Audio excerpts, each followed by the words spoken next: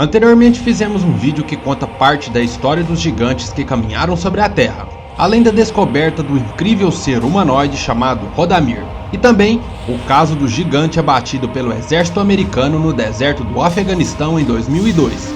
Mas estes foram apenas alguns fatos. Hoje mostraremos o achado egípcio feito por saqueadores de tumba próximo à Grande Pirâmide de Gizé, algo que pode remontar uma boa parte do que conhecemos. Se você adora curiosidades, história ou universo cinematográfico, se inscreva. Eu sou Thiago Rodrigues e juntos veremos a história do artefato que aponta a passagem dos gigantes na Terra.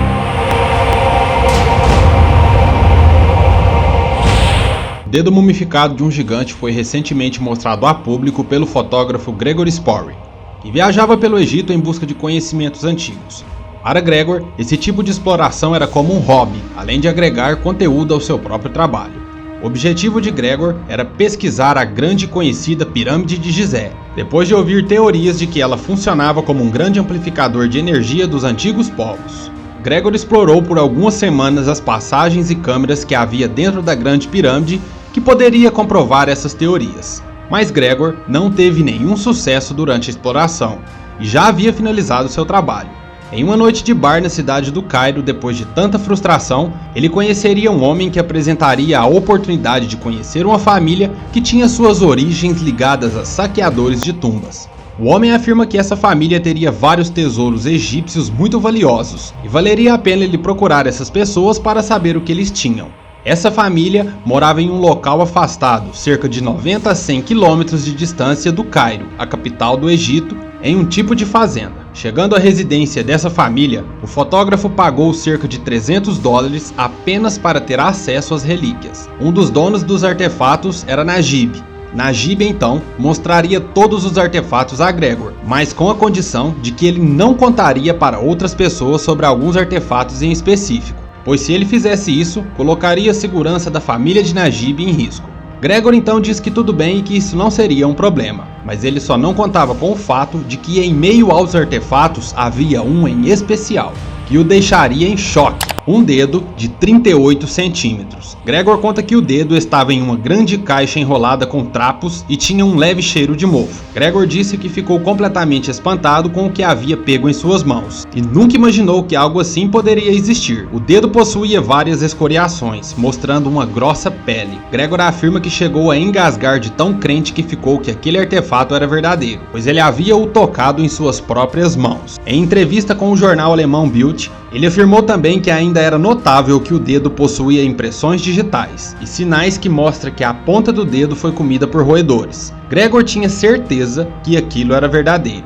Naquele dia, a família permitiu que Gregor tirasse fotos do dedo mumificado, mas que ele não as divulgasse, mantendo assim o privilégio da descoberta com ele. A família também possuía um documento de autenticidade, feito através de radiografia e outros tipos de testes. Tudo feito em sigilo envolvendo profissionais daquela região, mas Gregor não estava satisfeito apenas com as fotos. Ele ofereceu uma grande quantia de dinheiro para a família, querendo comprar o artefato, mas qualquer valor que ele oferecia, Najib negava, dizendo que o valor daquele item era inestimado.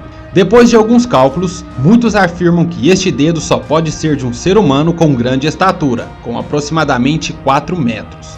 O que biologicamente não é possível nos dias atuais. E então, mais uma vez, é desenterrada a história dos Néfilis, que, como afirma a Bíblia judaica, eles habitaram a região de Canaã, atualmente Israel, há milhares de anos antes do dilúvio.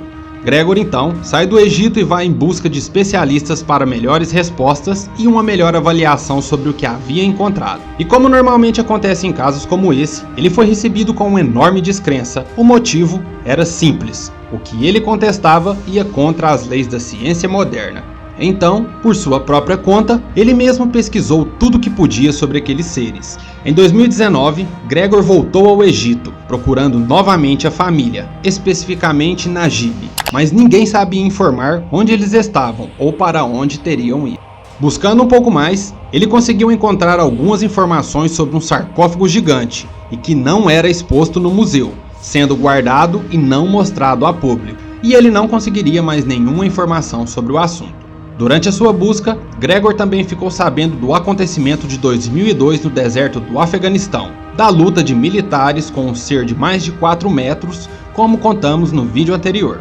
Então, a única forma que Gregor encontrou de divulgar suas pesquisas era escrevendo um livro para o mundo. The Lost God, o Deus Perdido, Dia do Juízo.